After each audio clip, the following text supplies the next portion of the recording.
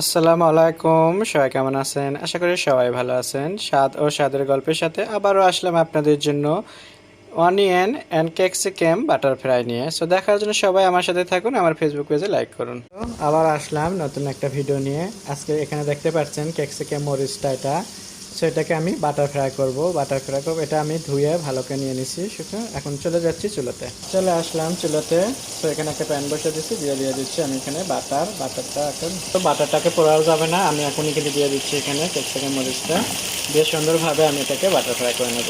তো এটাকে আমি এভাবে একটু নাড়াচাড়া দিয়ে বাটার ফ্রাইটা করবো। আর এখানে আমি একটু দিয়ে দিচ্ছি লাল পেঁয়াজ। তো যেহেতু আমার লাল পেঁয়াজ আছে, আমি লাল পেঁয়াজটাকে একটু বাটার ফ্রাই করে নেবো এর সাথে। তো একই সাথে আমি লাল পেঁয়াজটা দিয়ে দিচ্ছি, লাল পেঁয়াজটা একটু গোল গোল করে কেটে নিচ্ছি।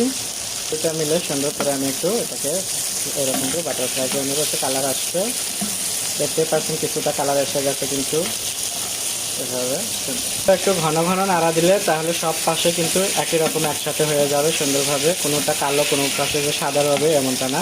এর জন্য করে একটু ঘন ঘন নাড়তে হবে।